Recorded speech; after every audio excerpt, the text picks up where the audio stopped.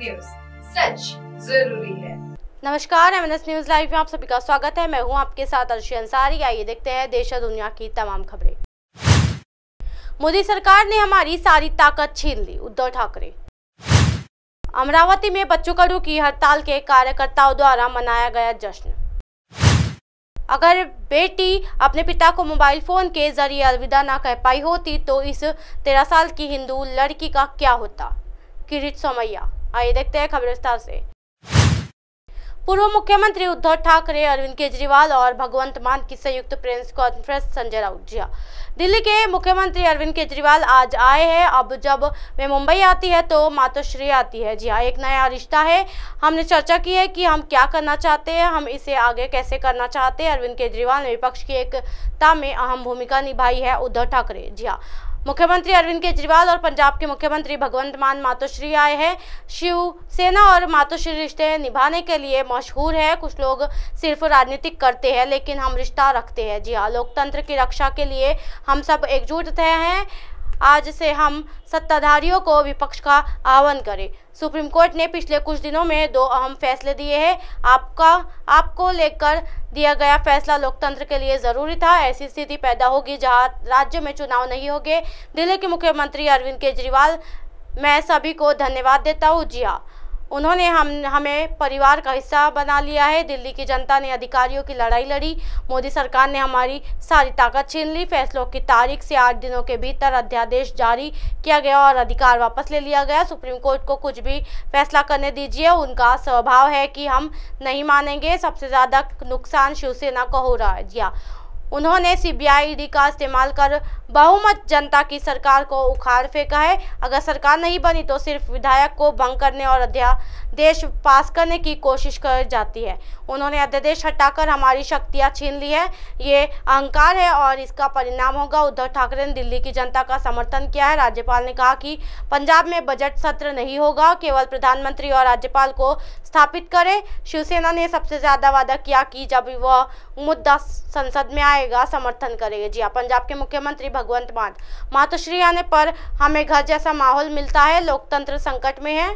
जी हाँ, निर्वाचित के स्थान पर चयनित लोग हैं। अपने पसंदीदा राज्यपाल का चुनाव करें और स्थापित करें। राज्य भवन भाजपा का प्रधान कार्यालय बन गया है और भाजपा नेता अधिकारी बन गए हैं। उन्हें आभास है कि हम शासन करेंगे, हम विपक्षी नहीं। असली विपक्ष वो है जो देश चला रहे हैं। अब उन्हें लग रहा है कि धीरे धीरे हम देश में हार रहे हैं। देश को बचाने के लिए सभी को साथ आना चाहिए। अगर 2024 में ऐसा होता है तो संविधान बदल जाएगा। मोदी अभी जिस तरह का बर्ताव कर रहे हैं, 2024 में जब आएंगे तो ऐलान करेंगे कि मैं अगले 40 साल वहां रहूंगा। उद्धव ठाकरे भी शिकार हुए। जी हाँ, देश को बचाने के लिए हमें साथ आना होगा। मैं आपको अपने परिवार के साथ पंजाब आने का भी निमंत्रण देता हूँ। 63 सीट। अब इनको यही दिक्कत है कि हम लोग अब MCD भी हार गए। अब इनको ये लगता है कि हम धीरे धीरे देश में हारना शुरू कर चुके हैं। तो अभी देश को बचाना है, अगर सभी को इकट्ठे होना पड़ेगा।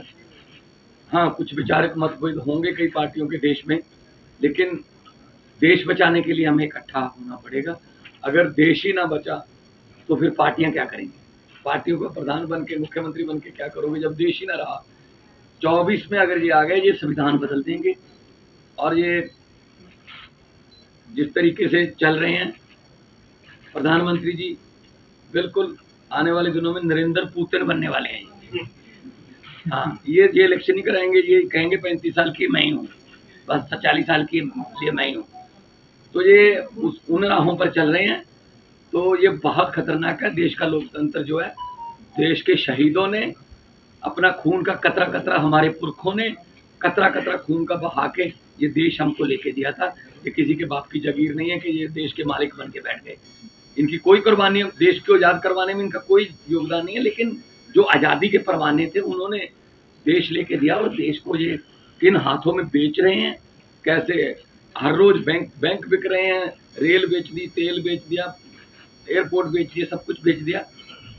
कैसे जो जुडिशरी को तंग किया जा रहा है। तो हम उद्धव जी के पास इसलिए आए हैं कि क्योंकि ये भी पीड़ित हैं। उस जो कुल्हाड़ी लेके बैठे हैं ये दिल्ली में, वो सब पे चलती है। तो इसके लिए हम सबको इकट्ठा होके देश को बचा, आने वाली पीढ़ियां हमसे सवाल पूछेंगी।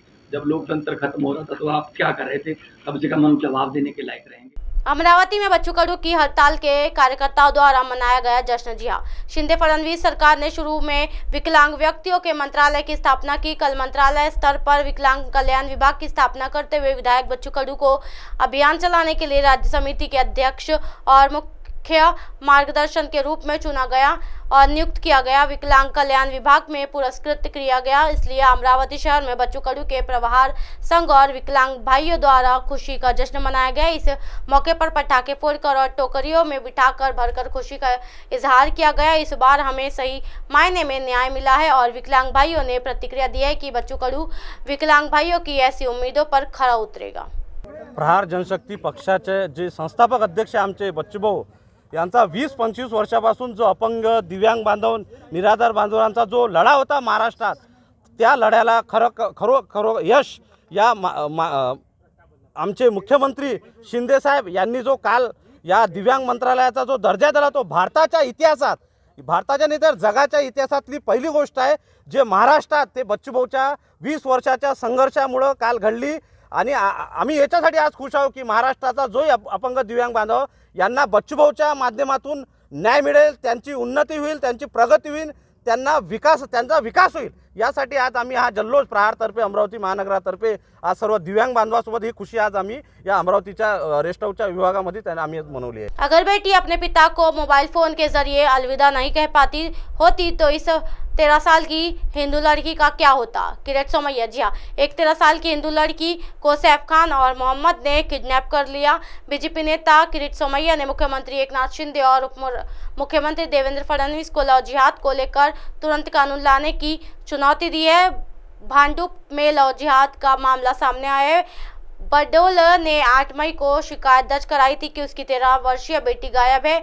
अभी ये बात सामने आई है कि पीड़िता के घर के पास हेयर कटिंग सैलून में काम करने वाले सैफ खान और उसके साथ मोहम्मद ने युवती के साथ धोखाधड़ी की। लड़की को बहला फुसला कर जबरन आजमगढ़ से जाया गया। आजमगढ़ में एक छोटे से गांव में बंद कमरे में बंद कर दिया गया। युवती का मोबाइल फोन छीन लिया। पीड़िता के परिजनों का आरोप है कि बच्ची के साथ 5 दिन तक दुष्कर्म किया गया और उसके साथ मारपीट की गई। लड़की ने किसी को और के मोबाइल फ़ोन से अपने पिता को सूचना दी कि वो कहीं बंद है। इस फ़ोन कॉल को फॉलो कर ट्रेस करते हुए मुंबई पुलिस आजमगढ़ पहुंच गई। 5 दिन बाद लड़की को हिरासत में लेकर मुंबई लाया गया। इस लड़की को अगवा कर उससे प्यार करने को नाटक करने वाले सैफ खान और की उम्र महज 19 साल है। बीजेपी के किरीट सोमैया ने साफ कर दिया है कि 19 साल का लड़का अकेले ऐसा दुस्साहस नहीं कर सकता। किरीट सोमैया ने लड़की के पिता और भांडपू पुलिस अधिकारियों से मुलाकात की और इस मामले को सामान्य मामले में रूप में लेने के लिए मुंबई पुलिस की कड़ी आलोचना की है। सोमैया द्वारा उप मुख्यमंत्री देवेंद्र फडणवीस के चर्चे के बाद अब मामले को मुंबई पुलिस के संयुक्त आयुक्त सत्या नारायण संभाल रहे हैं। इस लड़की का अपहरण कर लिया गया है। इस लड़की का अपहरण कर लिया गया। 5 दिनों के लिए एक छोटे से गांव में बंद कर दिया गया और इस मामले में सैफ और मोहम्मद को 5 अन्य परिवार के सदस्य ने मदद की। उसके खिलाफ सख्त कार्रवाई की जानी चाहिए क्योंकि ये मामला लव जिहाद का है। किरीट सोमैया ने मांग की है कि पुलिस सैफ और मोहम्मद सहित उनकी मदद करने वाले 5 लोगों को तुरंत गिरफ्तार करे। कल संबंधित कोर्ट से लड़की का जवाब स्टेटमेंट हो चुका है। लड़की के पिता और लड़की को स्पष्ट रूप से कहा गया है कि लड़की का शारीरिक शोषण किया गया था, लड़की को धोखा दिया गया था, उसका मोबाइल जब्त कर लिया गया था। सोमैया से जिस घर से परिवार बंद थी उसी घर का एक मोबाइल फोन कुछ सेकंड के लिए उसके हाथ में आ गया और उसने अपने पिता को सूचित किया। जी हाँ, 13 साल की इस हिंदू लड़की का क्या होता अगर लड़की अपने पिता को मोबाइल फोन से अलविदा न कह पाई होती। सोमैया ने लव जिहाद के इस मामले में कड़ी कार्रवाई की मांग की है। बीजेपी नेता किरीट सोमैया ने मुख्यमंत्री एकनाथ शिंदे और मुख्यमंत्री देवेंद्र फडणवीस से लव जिहाद को लेकर तुरंत कानून लाने की चुनौती दी कि लड़का यहाँ से भगा के लेके जाता है 19 साल का लड़का, तो काय करू शकतो, काय त्याची क्षमता, म्हणजे याचा अर्थ मोठा भाऊ वडील गावात परिवाराचे लोक यात इन्वॉल्व होती स्पष्टपणे आणि मुलीवर दबाव की तेरी शादी हो गई। म्हणून या सगळ्या प्रकरणाची उच्चस्तरीय चौकशी अजूनपर्यंत त्या मोहम्मदची अटक का नाही झाली। ज्यांनी त्या घरात तिला कोंडून ठेवलं, मोबाईल घेऊन टाकला, त्या मुलाच्या नातेवाईकांवर कारवाई अजूनपर्यंत का झाली नाही। आता मला देवेंद्र फडणवीसने आश्वस्त केलं आहे कि इस सब विषय में जो भी दोषी है उनके ऊपर कार्रवाई होगी। लव जिहाद के इस प्रकार के और भी मामले, जैसे इस लड़की का पुलिस दफ्तर में मिसिंग करके उसके आगे कुछ भी रिकॉर्ड नहीं, तो मैं मुंबई महाराष्ट्र के पेरेंट्स को प्रार्थना करना चाहता हूं कि आपकी लड़की भी कहां जा रही है, क्या हो रहा है, थोड़ा ध्यान रखे। यह लव जिहाद सिर्फ केरला या केरला स्टोरी तक मर्यादित नहीं है। इस प्रकार से लड़कियों को फुसलाना, आजमगढ़ तक किडनैप करके ले जाना, यानी और क्या प्रूफ चाहिए। अभी 8 मई को यानी गत सप्ताह 8 तारीख थोड़ी कुछ दिन पहले श्रद्धा वाड़कर, उसका प्रथम स्मृति दिन, उसके पिताजी ने उसका श्रद्धांजलि सभा रखी थी, मैं गया था। तो श्रद्धा वाड़कर और आफ्ताब पूनावाला, मैं उसके पिताजी को धन्यवाद देता हूं कि समाज के सामने वो आए, ताकि त्याचा वडिलांच्या मनात ही इच्छा आहे की त्यांच्यावर आता परत ते साहित्य परिवार आणि त्याच्या आसपासच्या लोकांनी दबाव आणू नये, पोलिसांनी त्यांच्या संरक्षणाची व्यवस्था करावी। आणि त्यांच्या मनात एकच आहे की बाकी मुलींना अशा प्रकारची फसवणूक होत असेल त्यांनी सावधान रहो। आप हमारे चैनल को आपके मोबाइल पर भी देख सकते हैं। मोबाइल ऐप पर देखने के लिए प्ले स्टोर से MNS news TV app download करें। इंस्टालिंग, ट्विटर, हाईकुक, फेसबुक और कई सोशल मीडिया के प्लेटफॉर्म पर हमारा चैनल उपलब्ध है। आप इसे यूट्यूब पर भी देख सकते हो। आप हमारे चैनल को लाइव भी देख सकते हो www.mnsnews.com पर। फिलहाल वक्त तो चला दर्शकों ब्रेक का। ब्रेक से लौटने के बाद देखेगा देश और दुनिया की तमाम खबरें। बने रहिए एमएनएस न्यूज पर। नमस्कार।